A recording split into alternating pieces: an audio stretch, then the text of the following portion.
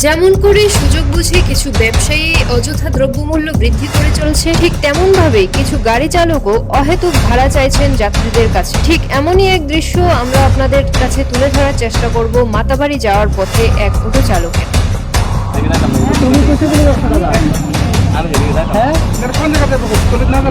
তোমার অ্যানাউন্সমেন্টটা করতেছে শুনতা শুনি, অ্যানাউন্সমেন্টটা করতেছে শুনতা শুনি তো।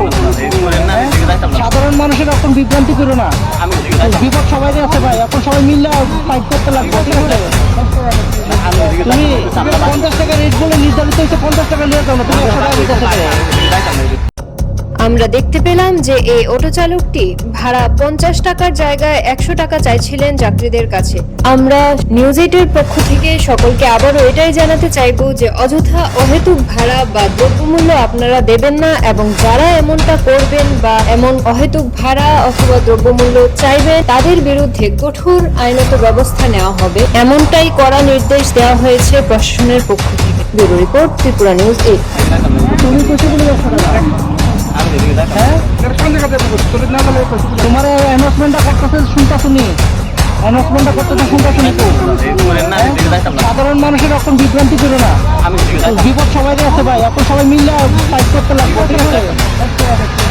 তুমি 50 টাকা রেট বলে নির্ধারিত হয়েছে, 50 টাকা নিয়ে যাও না, তুমি 100 টাকা দিতেছো করে। তারা সব 100 টাকা ভাড়া করে 100 টাকা ভাড়া করে ভাই, মানুষ পাগল হয়ে যাবে কথা, এমনি মানুষ সবাই পাগল, 100 টাকা ভাড়া লাগে অটো আটকে রেখে দেবই না।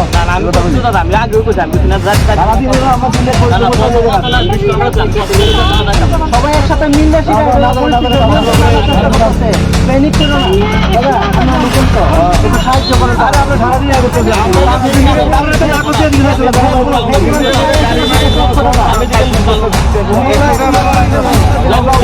তারপরে সবাই 50 টাকা ভাড়া সবাই দিতে 50 টাকা 50 টাকা না 100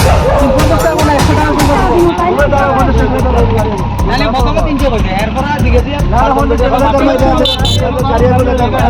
রাখছো তো। হ্যাঁ, লাইসেন্স ক্যান্সেল করা এখন ডিএম সাহেবের